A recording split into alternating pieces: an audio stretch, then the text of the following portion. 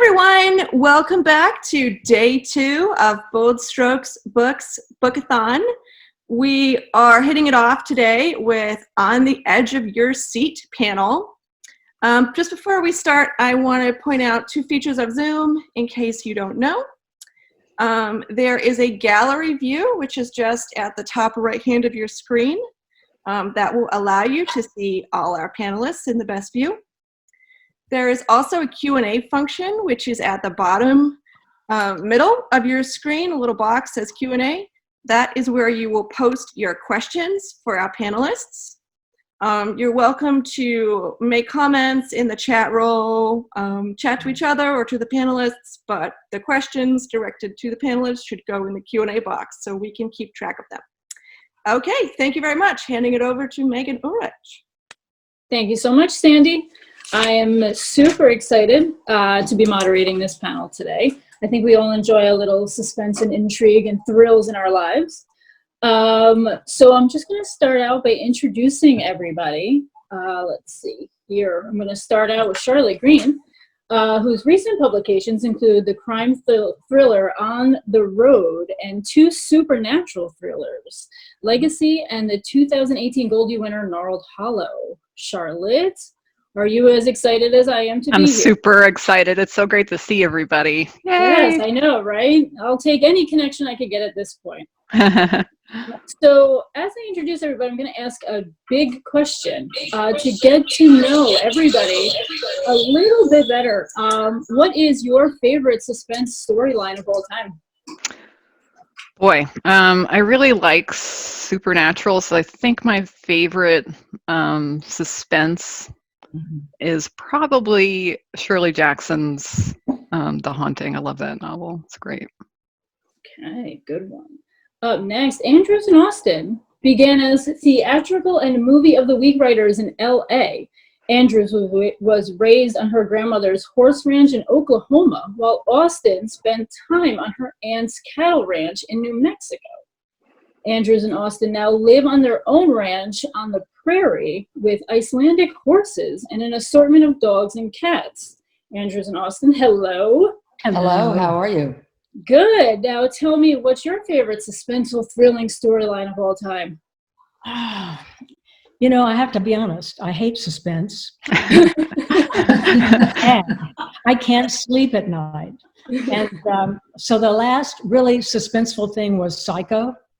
Okay. I can't take a shower alone, and I hate anything named Bates. That's not true.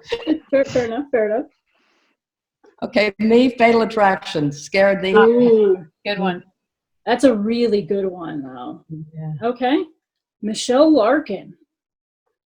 Hi. An author of lesbian romantic thrillers, a long-distance runner with no sense of direction, and a nunchuck-wielding sidekick to a pair of superhero sons. Michelle, what's your favorite suspenseful, thrilling, intriguing storyline of all time? Well, since I have to admit, I don't have much time to read books anymore since I am single-handedly raising 2 young boys. Wow. So I really had to think back. And I'd have to say my favorite is probably a TV series that ended in 2015 called The Mentalist with Simon Baker and Yes. Robin. Yeah. So that was probably my all-time favorite. Yeah. Good one. I remember that show. It was a good show. Mm. Up next, and finally, award-winning author and recovering criminal defense attorney Carsen Taite likes twisty thrillers, sweet romances, and binge-watching scripted TV. Her sense of adventure is fueled by deadlines, and she's constantly in suspense since she usually has no idea how her books will end until she writes the final chapter. That would drive me crazy.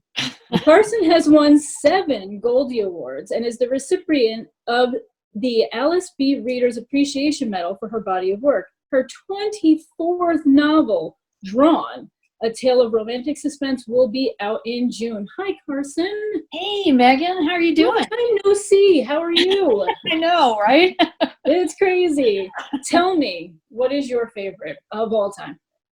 Yeah, that was really a hard question because I could think of like 1,000 favorites. But if you're asking me my favorite of all time, I'm gonna go with a book since we're talking about books, and I'm gonna pick Intersection of Law and Desire. It's a Mickey Knight novel by J.M. Redman, and it's very noir, hard-boiled detective, but who's willing to lay it all on the line to seek social justice for vulnerable members of society. And I just really like all those elements rolled into one, and it's set in New Orleans, so you can't beat that. There you go. Winner, winner. Exactly. All right. Well, now we know a little bit about each author. Now I want to get a taste for your ability to write a little bit of suspense. So what I did was I asked each panelist to write a short, suspenseful story out of like 2 to 3 sentences describing the most mundane, everyday task or event they could come up with. So let's go down the line. Let's start with Andrews and Austin. You want to do it? Go ahead. Okay. Requires glasses. That's why I'm not doing it. Okay, here we go. Moonlight caught the edge of the silver blade that flashed above me, threatening to decapitate me. In the darkness, a gravelly voice whispered menacingly, "I could kill you." I got up, turned off the ceiling fan, covered the parrot, and went back to bed. Fantastic. Shirley Green. I woke with swamp mouth, realizing that someone might smell it. I went into the bathroom, but there was no toothpaste. Dun, dun, dun. Michelle Larkin. Okay, so mine's a little longer, but I did stick to 3 sentences, just so you know. Okay. There's a loophole. 5:29 a.m. With my 2 sons sleeping soundly beside me, one in my bed and one a cozy nest on the floor, I slowly slide out from under the sheets, tiptoe to the hallway, and creep down the stairs, careful to avoid the creaky floorboards that would alert the cavalry to Mom's rising. Visualizing 30 minutes of solitude with my coffee, peanut butter pretzels, and CNN, I make it to the kitchen unscathed and let out a quiet breath. I'm reaching for my mug when I realize there's someone standing behind me, someone just as stealthy and quiet, who asks in a long, drawn-out yawn, "Are we pretending to be ninjas, Mom?" It's really cute. Yeah. Carsen. Okay, I cheated. Yeah, you knew I would, right? I knew you would. Okay, I'm sorry. I ran out of time, but I have read this before, but it's it's the same exercise. So there you go. I apologize if you've heard it before. I approached the beast with determination. Last time I'd been surprised, shocked even, at the force of its movement, the way it defied my careful instructions. This time I would not be caught off guard. I stabbed it full, wrenching it to my pleasing, and waited like a coiled snake until my prey sprang into the air, hot, tan, and ready. I slathered it with decadence and tore it with my teeth. It was the best slice of toast I'd ever eaten. I do enjoy it, so much drama. But every time I want toast now. So you achieved a goal. Okay, so who or what inspired you all to write suspenseful, thrilling stories? Charlotte? I think probably my first suspenseful author that I just devoured was Stephen King. I probably read between the ages of 13 and 20, just everything he ever published, and that kind of led me into Anne Rice and eventually John Grisham, and I really love. I'm sorry, we've got lawn work going outside. Really like Patricia Cornwell is one of my favorite kind of detective novelists. Yeah. So that sparked it for you. For sure. Awesome. Andrews and Austin? I pushed for actually suspense and mystery because I'm an astrologist and I have Mercury conjunct Pluto, which gets me going into the deep and the unknown. It scares her to death, but why it doesn't scare her when we write, as she says, I know how it's going to end. So I'm not worried. I mean, people say, why don't you read a lot of suspense? Because it's horrifying to me. It's so frightening. But if we do it, then I know how it's going to end. I'm fine. Yeah, makes perfect sense. It does. It does. Michelle? So, sorry, what was the question? Who or what inspired you to want to write suspense and thrilling stories? Right. So, I would say Dean Koontz. I was a big Dean Koontz fan. I think I've read almost all of his books, and Stephen King as well. Although he's a little unpredictable, and I found that he would, kill off my characters without giving it a second thought. So this is a little safer. Gotcha. Dean Koontz and Jerry Hill. Okay, good. Yeah, big time, right? Yeah. Carsen? So a lot of people. So I'll stick with the John Grisham, obviously, Sue Grafton, Sarah Paretsky, Patricia Cornwell, David Baldacci, J.M. Redmond, Stephen King. I mean, John Sanford. I just devour thrillers and suspense mysteries of all kinds. But I really, really like the ones with the kind of hard-boiled detective, with the heart of gold. So that sparked your inspiration right there. Definitely. All right, so I'm actually going to bounce back to Andrews and Austin because I read this recently about how big of a role astrology plays in just your everyday life and all that. And I'm actually really curious how it plays into your writing. Do you draw a lot from astrology? Does it just automatically go into your thought process? How does that work for you guys? It's just my daily life. I've read and studied astrology. My mother's an astrologist, so I've studied it since I was 7 years old. So it's just, I think of it as just like anybody else. I think everybody should know astrology. I don't know. It's just, and it does influence everything that we do, write, think, and Pam's very understanding of it. She caught on to it very quickly. But it does influence in what we do and what we write and the timing of which we write. And, we took a lull. We took a break for a while. And part of the reason was astrologically it wasn't fitting right. So now we're back. But also, well, welcome back. Thank you. Also, our charts. Yeah, our charts are perfectly matched for writing and understanding and fire. And the fire is your inspiration and your Mercury. Both of our Mercuries are in fire, which is sometimes they can get really fired up, but it works well. They're at the trine at the exact degree, which we play off of each other perfectly. Nice. Yeah. Michelle, I actually have a question for you. You're the only panelist who has really stuck to suspense and intrigue for each of your books so far. I'm curious, what's been the biggest draw for you to just keep churning those out as opposed to kind of straying off that path a little bit and dipping into another genre? Are you looking to stick with it or see what happens? I sort of keep, I think I keep bouncing back and forth between paranormal and just, kind of crime romantic thrillers.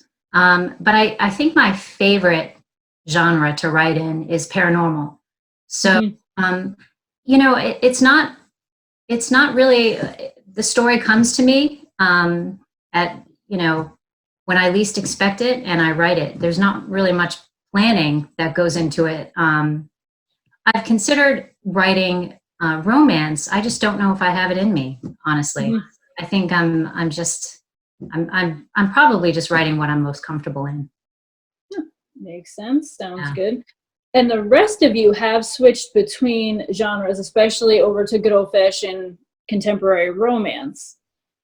What I want to know, is it hard for you to switch tracks when it's time to go over to, say, from a suspense or a thriller or paranormal over to good old-fashioned romance? Or by the time you type the end, are you just ready for something new and different and just to forget about the last thing? Charlotte?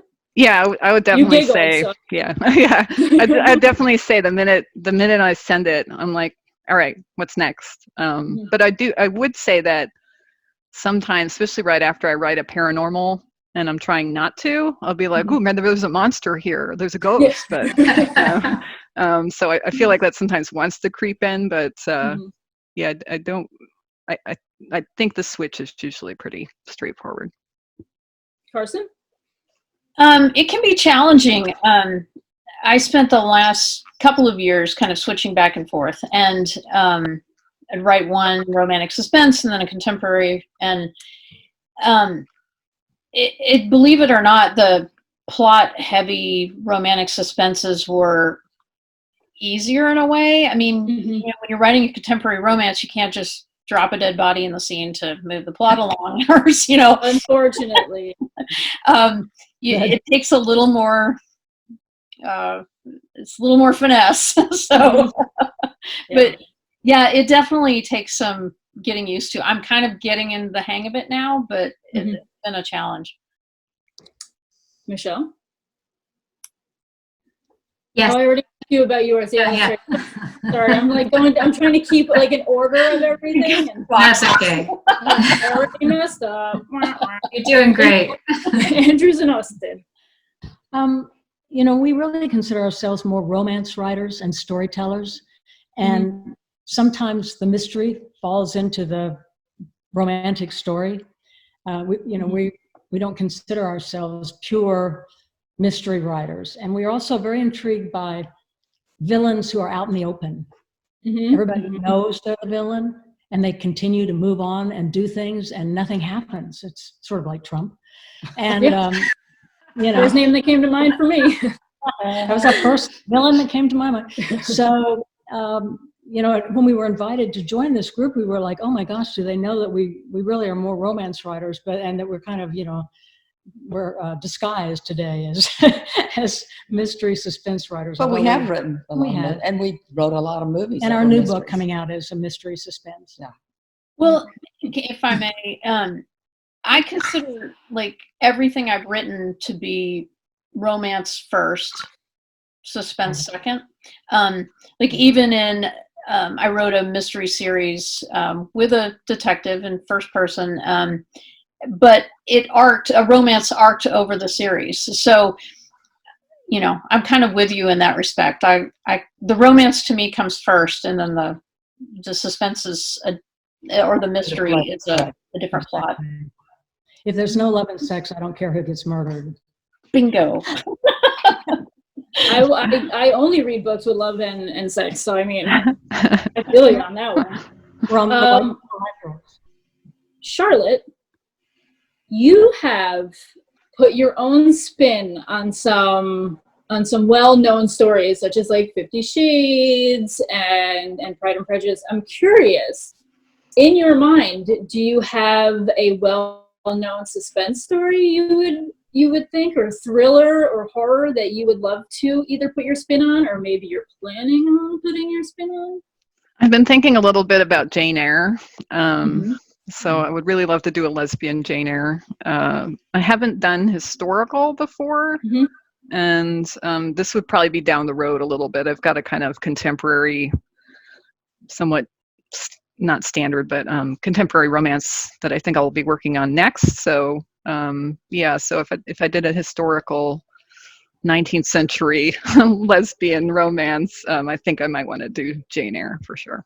Okay, cool. I'm going to steal a Q&A from one of our viewers. Are you conscious when writing whether the story is suspenseful enough or is giving away too many details along the way? Or alternatively, do you just write the story the way it plays out in your mind, then go back over the Easter eggs and suspenseful details once the story is written? Wow. You're giving me way too much credit. I think similar to Carsen. It's so like I don't know what's happening next. I don't know what's going on 2 pages from then. So Carsen's laughter is definitely giving her right. Yeah. Michelle? Yeah, I just play it moment by moment. I write as I see it unfolding, And I get excited. Hopefully, a lot of authors sort of experience the same process where, I get just as excited for the journey, I hope, as my readers do. So, I don't know. I mean, there's sort of a general plan, but it's more of a moment by moment, chapter by chapter unfolding for me. Okay. I look at it like you're putting together a puzzle without the picture on the box. Yeah. It goes very well. Andrews and Austin? Well, when we were in Hollywood, we worked from treatments before we started writing the movies of the weeks or the movies. And so basically we sort of step it out a little bit in a treatment and then flesh it out. Okay. I have to say that I'm more free flow and don't care very much whether it makes sense at the moment. Right. And Austin is constantly doing that would never happen. She would never say that. I'm like, forget it.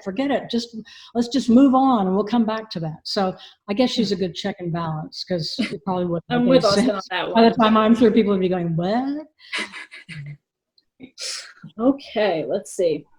What do you all think is the most important element to pull off a successful suspense or thrilling storyline? Do you think it's character, backstory, setting, the plot twists? What do you think it is? Charlotte? I guess with Gnarled Hollow, it had to be the setting, since it's named after the setting, and then everything's kind of revolving around that, but maybe primarily character. And then I think between those two, at least for me, that's where the tension comes in, between setting and character. All right. Carsen, you're nodding over there. So, well, I mean, definitely for Charlotte, and also the house, Eden's. So definitely for those two books. And I think it depends on the book.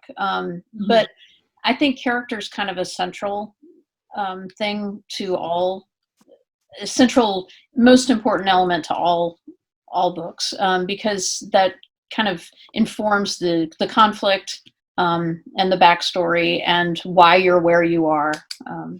So that I'd have to go with character overall. Okay. Andrews and Austin.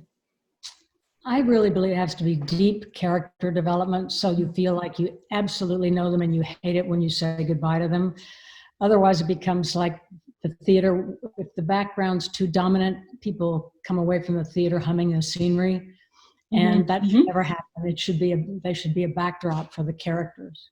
So I guess I agree with everyone. That's your theatrical training. Yeah. Michelle? Characters, definitely. I'm in agreement.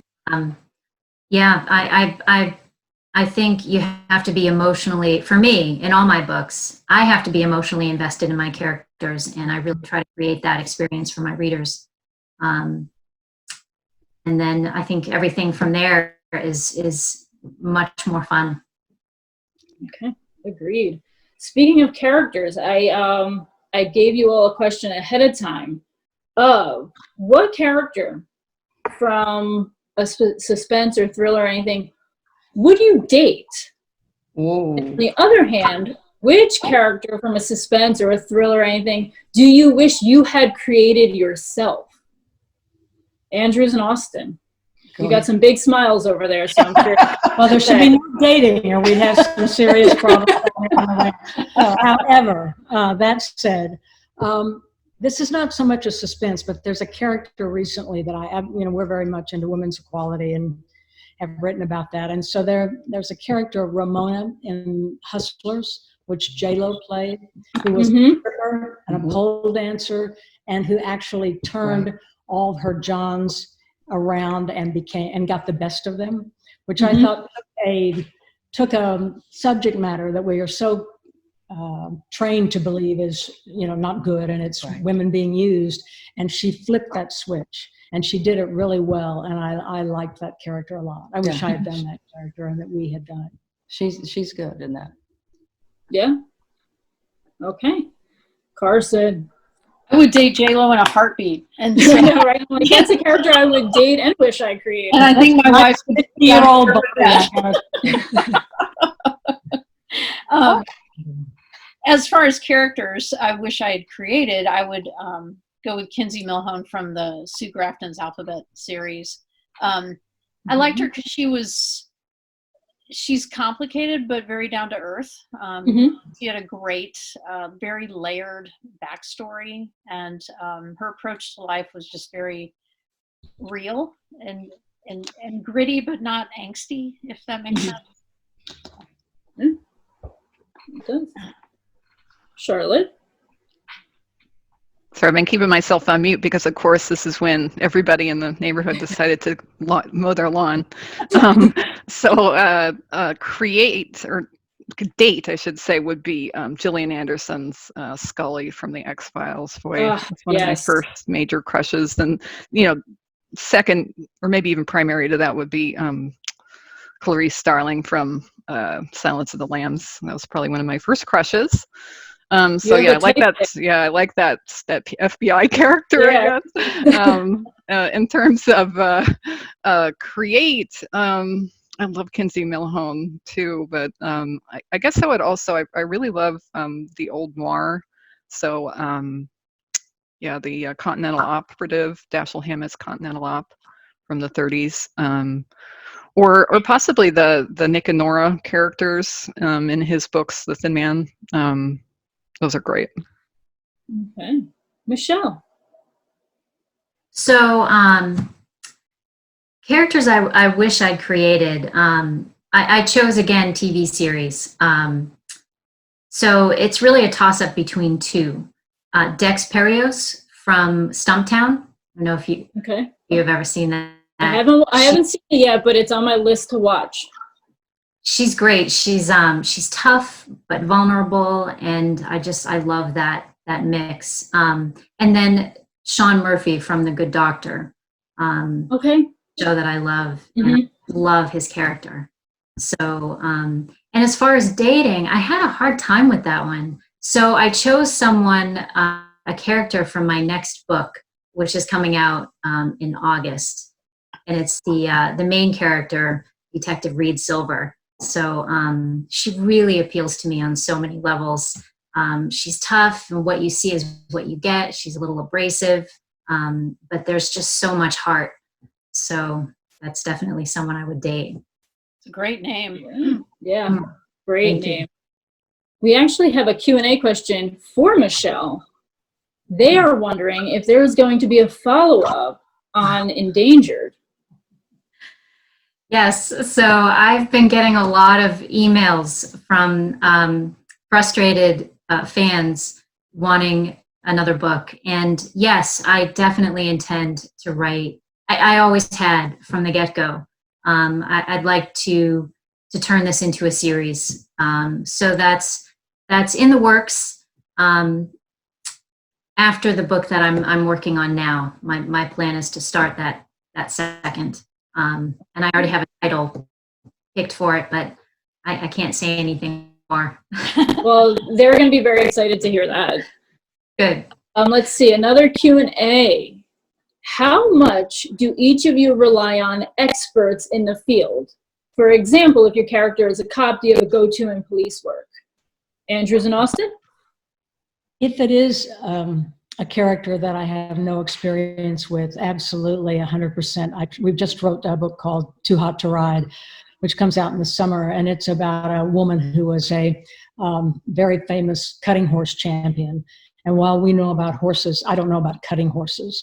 So we reached out to people who did that professionally and relied on them. Okay, Charlotte? Do you have any ghosts you go to? No, this is partly why I use professors a lot as my characters. If they're not professors, they have a job of someone that I know, or a past job. So one of my first characters worked in an art gallery. I used to work in an art gallery. There have been a couple of times that I probably should have gotten maybe I had a law issue that I maybe should have asked Carsen about, for example. But I'm Most of my research is, I would say either based on my own knowledge or Wikipedia. Okay, Michelle? So, I do a lot of reading, and I try to make things as accurate as possible. I'm a perfectionist, and I like giving details that are interesting. Since each of my books has some sort of main character, I think in every book has had some sort of involvement with law enforcement on some level. So, so I do a lot of reading, and I don't really have any. I'm trying to think. I don't really have anyone that I go to for information. It's more research. Kind of a boring answer, but yeah, there it is. Carsen, do you know any lawyers or like have any experience with lawyers or? I know a couple. But it is interesting. I have this contemporary romance series about this 3 friends who start a law firm, and they don't practice criminal law. And while I practiced civil stuff, it was a very, very long time ago. So I have reached out to my lawyer friends who don't deal with crime to say, does this make sense? Yeah. And then I've met a lot of cops and detectives along the way, not from my own personal being arrested or anything that I'm going to admit. All right, let's see what else we got in the Q&A. We do have one person who said, you don't write outlines? Wow, I think that goes to you, Carsen. I think that is a specific comment directed at you. I think I have friends in that regard, Charlotte. Yeah, I can't do it. The one time I tried, in fact, the novel that I followed closely, Pride and Prejudice, for my book Pride and Porters, it was really hard to get through. I don't like knowing what's happening next, actually. It's stifling. Interesting. Yeah. And just for Michelle, just so you know, we had somebody else ask if you were going to write a follow-up to Endangered. Well, if I can just say, to put readers' minds at ease, that was by far my favorite book to write. It was the most fun. The main character, Aspen, is just so funny. And I know that sounds strange for me to say because I think in many ways it didn't really come from me. She's just funny and I'm really not. So it was just so much. I'm really not. So, but she was a lot of fun to write. So I definitely plan on coming back, and I'm feeling the heat from my readers as the email. I'm seeing it right in front of me. Yeah. So rest assured, it is on its way. Okay, I actually have a question here that I have as well. I'm going to kind of put them both together. They would like to ask about how quarantine, if it has helped you be productive in terms of your literary creativity. And my question was going to be, since it feels like we are actually living in like a straight to Netflix special, if you have had any sort of inspiration from what's going on. So have you been productive during quarantine? Has it been working against you? Have you been inspired by our crazy life? Carsen. Yeah, I feel like I've been super productive about everything except writing, you know. Me too. But I have deadlines, so I have to write every day. I mean, I don't have, it's a choice, but it feels harder. It feels harder to be creative. I've got kind of 3 projects in the mix, so I've been editing, copy editing, proofreading, you know, all that stuff, and it's been easier to do all that other stuff than to generate new material. And as far as whether or not I'll incorporate this, my wife and I were talking last night about, like, if the new world order became, you know, this social distancing, I mean, it's like how that changes how you date and meet people and first kiss people and and all that. And it's just very interesting to think about. And I think some of that's going to weave its way into our fiction, even if we don't take on the whole pandemic plotline. Yeah, I agree. Charlotte? It's been a lot harder because I'm a professor, and so we had to get all of our classes moved online, and that, of course, has caused lots of logistical problems with students without Wi-Fi, students with coronavirus, or their parents have it, and so I actually feel like if I did have a deadline, and so that was a really nice kind of like, oh, I can do something else for a while, but I turned it in last week, and now I'm like, oh gosh, it's back to this. But semester's almost over, and I'm dragging my students over the final hurdle, and summer will loosen up, and then we're having a baby, and we're moving. So Wow. Congratulations on that. Congrats. Oh, that's thank you. awesome. All right, Andrews and Austin? Well, spring's here, and right now I'm dealing a lot with the ranch and the oppression of the world situation right now. It's really hard for me to focus on, creating something at the moment. What she means, she's a TV shouter. Every time she sees Trump on television, she screams over the top of it, and you can't hear. And we write a blog, a political blog, twice a week. So, Right. of course, we're very mired in what's going on very granularly. And so that's affected our ability to get romantic Yes. and positive and funny and, all those things you'd like to begin writing with because you're just in this political morass. Mm-hmm. Yeah. Michelle? So I think I can answer that with just by saying I'm being quarantined with two. We got it. So I That's am, funny. yeah, not You're a lot terribly. funnier than you say you are. Try. I Right. don't think she knows how funny she is. So, no, I'm really productive when it comes to building forts and playing board games, but not so much with the writing at this point, no. You're a ninja mother. What's that? You're a ninja Yes. mother. Yes, that too. So, but I will say the book that I'm working on now is, it's about a virus, which I came up with months ago before this pandemic. And so I'm finding it really difficult to get motivated, quite honest. Really, that's in. Yeah, so I think, I don't know, I'm going to have to revisit that and maybe circle back to this book at some point in the future when this is over. So the timing is just uncanny. Ugh. Mm-mm. So my next question is for Carsen specifically. With your 24th book about to be out there, how do you keep the thrill and the suspense and all, how do you keep it fresh? Well, I hope that I do.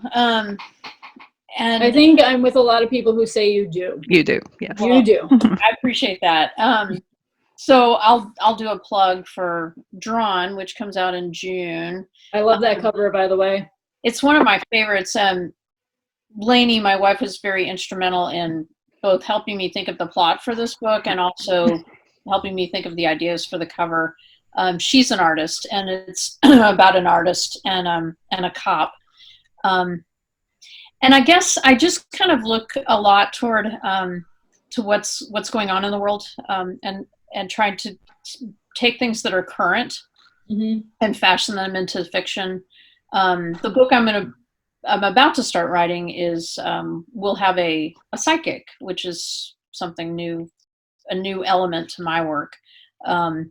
And so I kind of basing it on the show Medium, that kind of theme. I loved that show. I did too. Yeah. But I'm always trying to find new ideas, because there's generally going to be lawyers or cops and crime, and so it's trying to find a new spin on that. Unfortunately, the world gives us those on a regular basis. That's true. Turn on the TV, you'll have an idea. Back to the Q&A. This one's for Andrews and Austin. How do you approach writing together? We get asked that all the time. Go ahead. Well, They love your books, by the way. I wanted to make sure I squeezed that part in there. They love your books. This is from Kim. how sweet. Thank you. people always think when two people write as a partnership that, you know, you take a chapter, she takes a chapter, or you do this character and they do that character.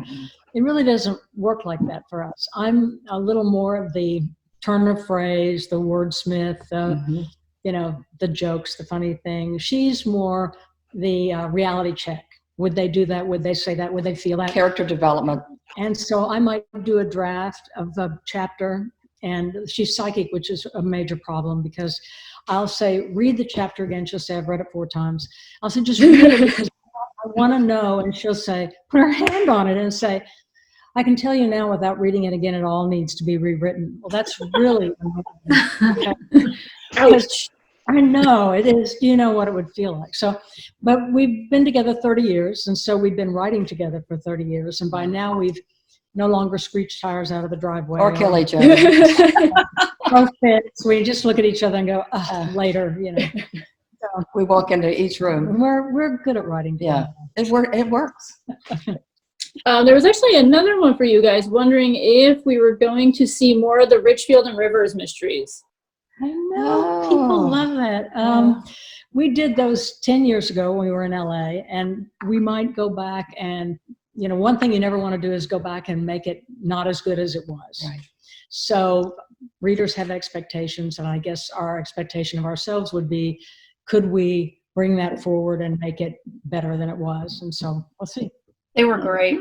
They were I great. like our new work better, but I guess it's like, if I had children, I would probably say I like the last one better. I don't know. Terrible.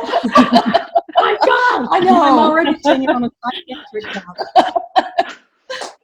All right, we have another one. What would be one piece of advice you would have for anyone wanting to get into writing suspense specifically?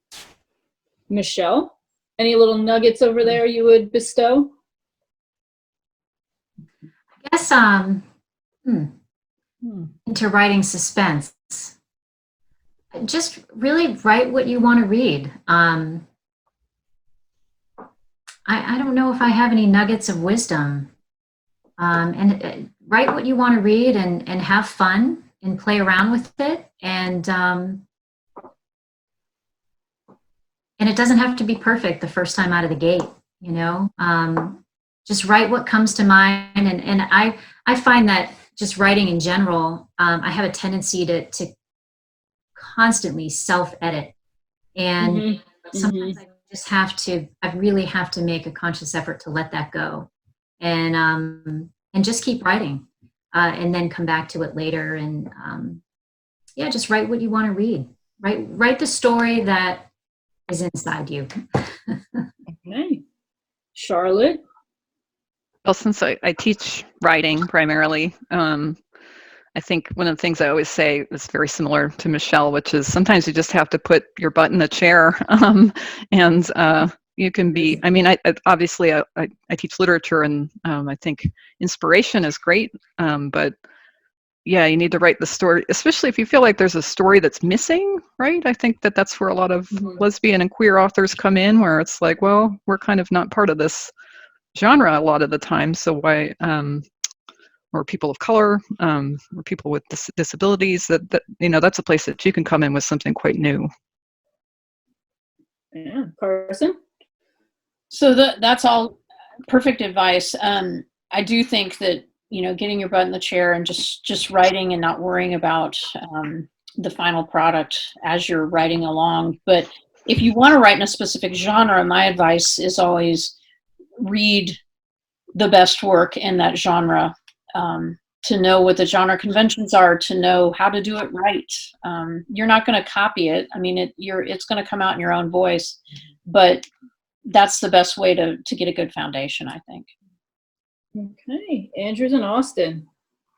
You know, I think it's that old saw, write what you know. And sometimes you can start with somebody that looks like you suspect that they are this or that, and embellish that into a character. In our latest book, when I was a young woman, my dad's best friend dated me. He was quite older, and he was turned out to be a murderer, and everybody in the town knew it. So that's just a little nugget. I mean, and then, you know, that was it. But I thought back on it years later, and I thought, that's kind of interesting, you know, that there's a whole thing that could happen out of that. And so sometimes you think back in what happened to you and you go, wow, that was a weird thing. I never really thought Even about. though it seems small at the time. Yeah, dating a murderer. It's very small at the time. I know. Yeah. I'm Just glad we another didn't- everyday thing. Yeah. Sure. All right, let's see. Let's pick one more from here. Here we go. When you are writing a story, do ideas for other books intrude? Let's go with Michelle on this one. Let's start with you. No, never. I don't know if I'm in the minority on that, but no, I have tunnel vision. When I start a book and I'm really there with my characters, I'm fully immersed in their experience. So no, I don't let my mind stray at all. I think it's just sort of naturally that way. I don't think I have to work at it. I'm curious to see what the other panelists have to say about that. Yeah. Well, what about Andrews and Austin here, especially being a psychic? I mean, I feel like My mind is always jumping ahead to the next. Yeah. What if we did this or what if we did that? Yes. Yeah, I see it as a love relationship with your characters, like Michelle, and it's almost like going out on them. If you are thinking about another book instead of focusing totally on the feelings they have. Yeah. So she's always leaping into the, you know what could happen. What on this? It'd be really good. I call that unfocused in my mind. Charlotte? I feel like that divide happens before I start writing. Like if I'm like right now I'm in between books, I'm kind of like torn between like 4 or 5 things. And actually I would say that the last 2 books that I wrote, Legacy and then the upcoming From the Woods, those were actually the same idea, and I ended up just splitting them into 2 unrelated books. But yeah, absolutely, like Michelle, I think when I'm writing, it's like they don't exist, the others. I envy that ability. Carsen? Well, I'm a Gemini. Anyway, I'm constant. So I'm usually editing a book, writing a book, and working on the idea pitch for the next book all at the same time. So yeah, and my mind's kind of all over the place, and I kind of work better that way because I feel like I get antsy, like so I'll write a bit, then go work on that one, and then go work on another one. But there are days when I wish I had like Michelle's discipline and just full focus, because Every day. I feel like Every I'm not day. as productive, but it works for me. I get distracted by the shiny object. So I'd say by book 24, I think it is working for you, for sure. We only have a couple minutes left, so real quick, if each of you would tell viewers what they could get their hands on now, what's out now as your most recent release. Andrews and Austin. Our new book is White Horse Point. Vanna White. That just came out this month, right? Yes, it did. It's And, a good one. And it's a mystery romance, and is our comeback novel after being away 10 years. All right. Charlotte? I don't have it in front of me. Is my most recent one is On the Road. It's a crime romance thriller. Oh, Michelle. Well, I have one coming out in August, Silver and Gold, the character I'm going to date. And before that, I think Endangered was my last one, where I think that came out in July. I should know. Was it July? I think so. Thanks, Carsen. Thanks, Carsen. And Carsen. What can people get their hands on now? I have Out of Practice came out in February. It's contemporary romance, but Leading the Witness is my last romantic suspense. It came out last October, and then Drawn, which I showed you before, comes out in June. I'm very excited about this one. I think it's a good twisty mystery. So, all right. Well, that's about it for today. We have a flash sale going on now in the BSB web store until 6 o'clock, where you could get 25% off for each of these wonderfully talented authors that you just watched now. I believe in a little chat gives you the link and everything you need to go, I don't know, stock up. We're going to be in quarantine for a while, so stock up on all these goodies. And stay tuned if you registered already. If not, register now. The upcoming panel at 5 o'clock is Slow Burn, moderated by none other than Georgia Beers. And she has a bushel of talented, wonderful writers who are looking to talk about taking your time with falling in love. So stay tuned. And that's it for today. Thank you all so much. Thank you, Megan. Thanks, Thanks, Bonnie. It felt so nice to talk to people. Yeah. It's great to see Nice you seeing all. everybody. Thanks, audience. Thank you. Great Take job, care. everyone. Stay safe out there.